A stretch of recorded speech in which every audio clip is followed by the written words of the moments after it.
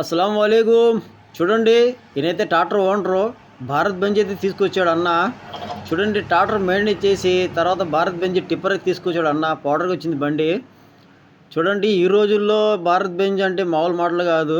ఈ ట్రాక్టర్ తోలి ఆ అన్న ఏమో భారత్ బెంజ్ తెచ్చాడంటే ఆయన ధైర్యాన్ని మెచ్చుకోవాలి.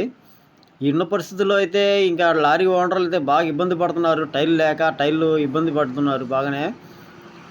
ఇప్పుడు ఆయన ధైర్యాన్ని మెచ్చుకోవాలి. ఎందుకంటే ఇవి కొత్త బండి తీసుకొచ్చి మెయింటైన్ చేస్తున్నాడంటే ఇంకా ట్రాక్టర్ ఓనర్ అయినా మళ్ళీ లారీ ఫీల్డ్ అంతా 500 తెలియదు నాకైతే.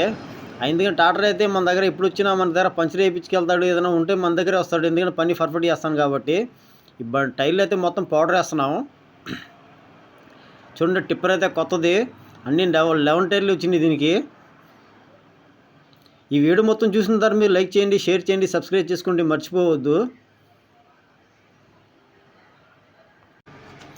ఈ టైర్లకి అయితే గాలి మేము 180-200 దాకా పెట్టేస్తాం. ఎందుకంటే ఓవర్లోడ్ కూడా పడుతుంటే అప్పుడప్పుడు. చూడండి, టైర్కి ఎప్పుడైనా మీరు పౌడర్ వేసేటప్పుడు మీరు పనుకుపెట్టి టైర్ పౌడర్ వేయించి మాకండి. ఇలా నుంచో పెట్టేస్తే రెండు వైపులా పౌడర్ అనేది బాగా అంటుకుంటుంది.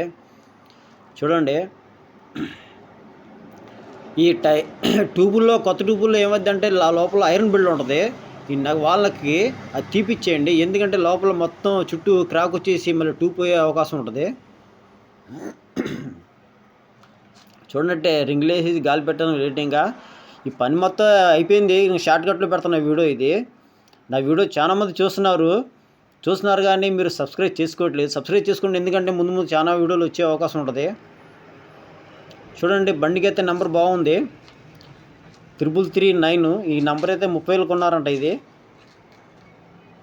చూడండి, మొత్తం టైర్లు అయితే పౌడర్ అయిపోయింది. లాస్ట్ ఒక జత మిగిలి ఉంది. ఇంకా నెంబర్ బాగుంది. నెంబర్ అయితే 30,000 అయిందన్నాడు ఓనరు. ఇంకా ఈ హౌసింగ్ టైట్ చేస్తే ఇంకా పని అయిపోద్ది.